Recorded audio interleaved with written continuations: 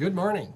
Welcome back to Catch Up with Chuck, this periodic broadcast that is live from the Rural Futures Institute at the University of Nebraska. I'm Chuck Schroeder, the Executive Director of the Institute, and today we're going to be talking about RFI's Student Serviceship program that has had remarkable success since it kicked off in 2013. Listen, if you have questions during the broadcast, please post them and we'll try to respond to you as we go. We appreciate you being on board with us. Well, listen, joining me today is a young woman who is really making a difference in our world. Emily Coffey is a senior here at UNL. She's a political science major, going to be heading to law school.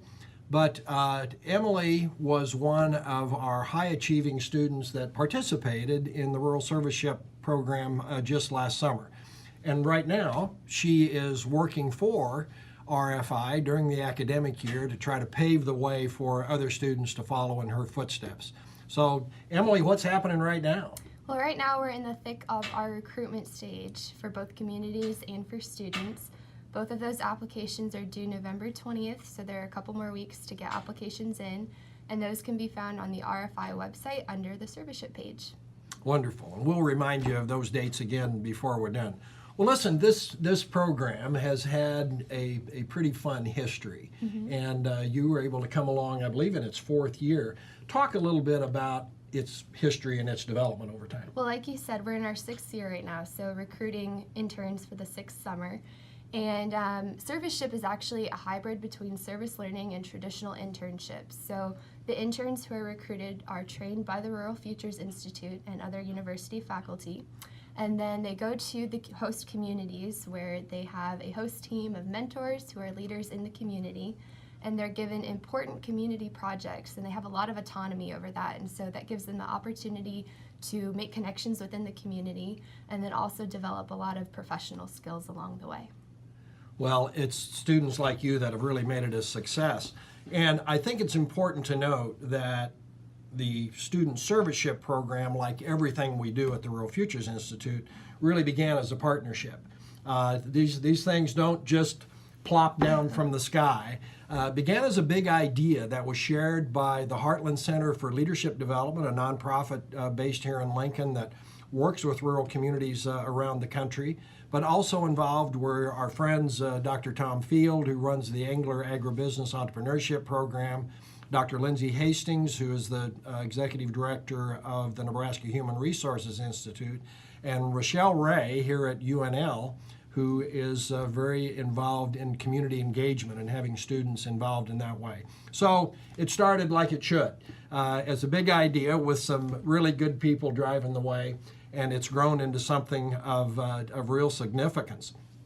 There have been 38 students now through the course of the program that have worked in 19 Nebraska communities, as well as now actually doing some work in Indiana, which was a big step forward for us. So that's been fun.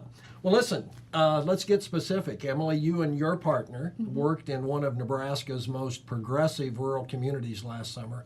Talk a little bit about that experience. Yeah, so my partner and I, Shelby Riggs, were placed in York, Nebraska, and our major project was LB 840, which is an economic development initiative, and we were working on marketing that and actually forming their strategic plan. And so that included a lot of educating community members and leaders on what LB 840 entailed. And LB 840 would be really, really beneficial for York because it would allow them to do some job recruitment, job retention, infrastructure installation, and then also housing development. So we're really hopeful that the work that we did while we were there this summer will help them to pass the initiative in May.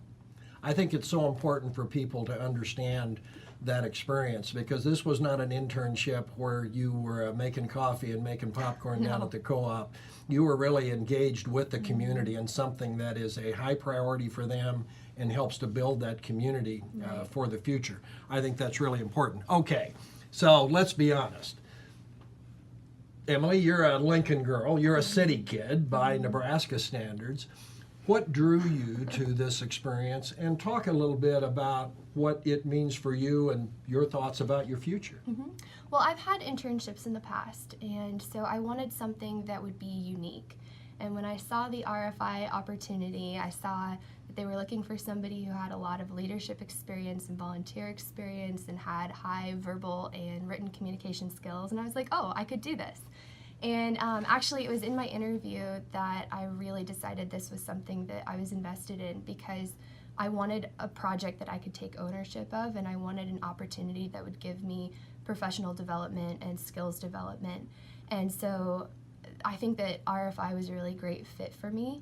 And so was York, to be honest. The mentors that we had there were excellent, and they really cared about our professional development. And I actually got to do a lot of job shadowing while I was out there, so I have kind of an idea of what legal professions are available in rural communities. Well, you know, York is such a great community. I go back to my days with the Nebraska Department of Agriculture, and just remembering the long line of people they've had in that community that have been strong leaders, that have been visionary, and by the way, always willing to share their talents with young people and build for the future. So that was a great experience. Well, listen, we were so impressed with the results that you were able to achieve in York and your leadership talents that we asked you to come on board here during the academic year. So tell us really what you're doing. And by the way, and repeat those dates one more time so folks that are interested can sign up. Yeah, so right now we're in the thick of student and community recruitment. Those are both due November 20th. And then we'll be doing interviews before the end of the semester. And then once all of that is over, I will start to work on analyzing the impact that serviceship has on RFI, on students, and on the communities. And then we'll also be doing a cost-benefit analysis so that we have a dollar amount to give to each serviceship experience.